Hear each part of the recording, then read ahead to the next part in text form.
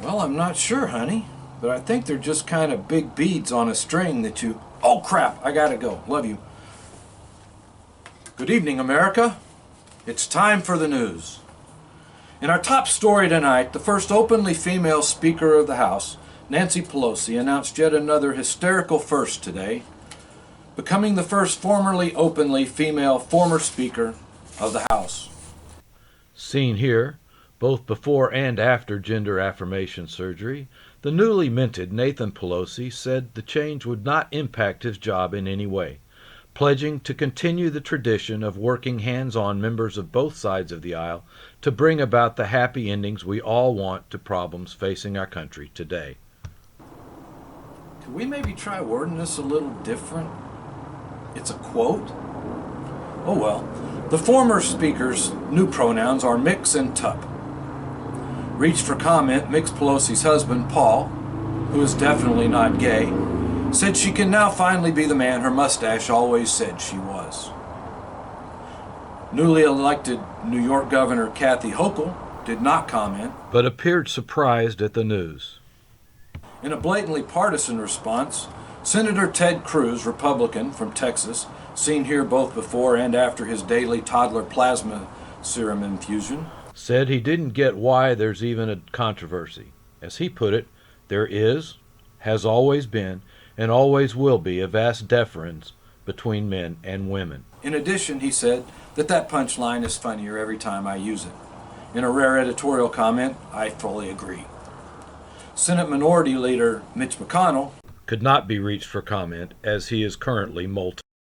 The January 6th committee started a new round of televised hearings today.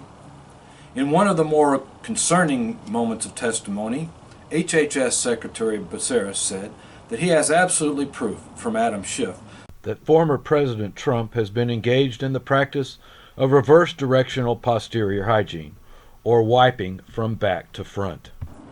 Mr. Becerra said that this may be the most egregious of Mr. Trump's plethora of offenses against humanity, as well as a clear violation of HHS Rule 41506-32A, Section 5.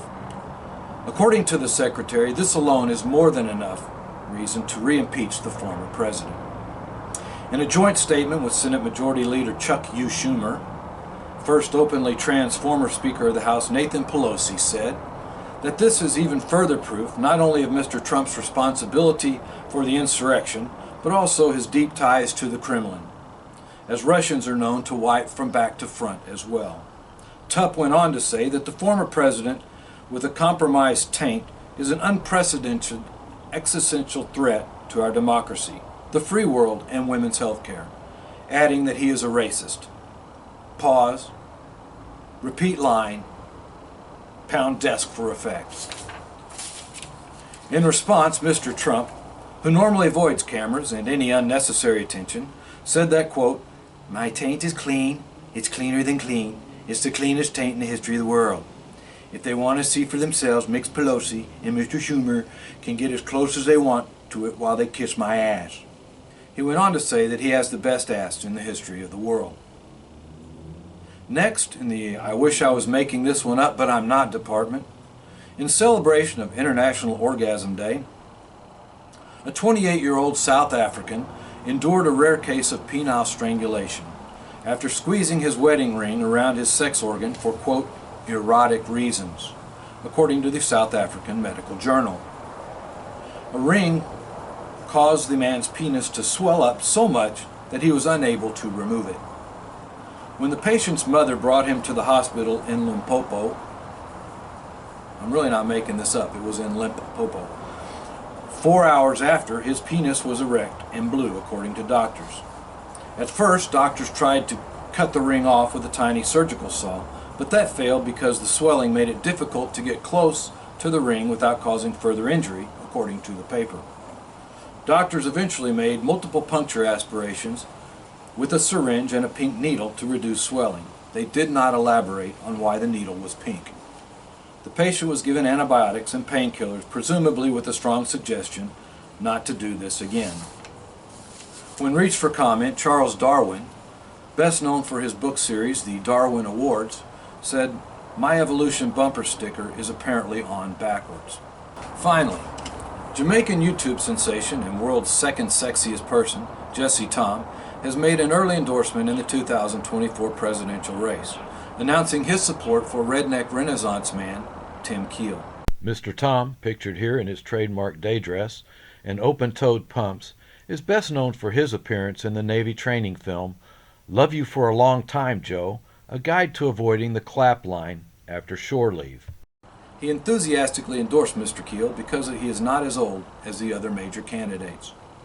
When reached for comment, the former president said, "I can't believe Apron Boy would even consider running against me.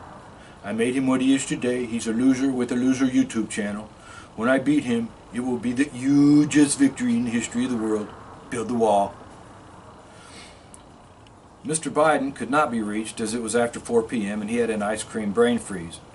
Vice President Kamala Harris, seen here watching Mr. Keel's channel, said only that she loves yellow school buses. Perennial Texas candidate and real-live Hispanic, Beto O'Rourke, seen here in Austin, accepting his participation trophy from the recent gubernatorial election, said he had no advice for Mr. Keel other than to hire his wife and kids as highly paid campaign staffers.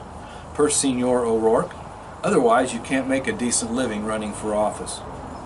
Mr. Keel, whose pronouns are accurate and he hopes obvious, when interviewed in his campaign headquarters said, and I quote, "I'm going to follow what seems to be the most successful strategy used in recent elections, of staying here and not campaigning. I'll just change my name legally to either none of the above or the least of three evils and hope to win on name recognition alone." That's the news, even the part that I wish wasn't. Good night from the news shop, where we talk through our stink wrinkles and you quote it as if it was fact on Twitter.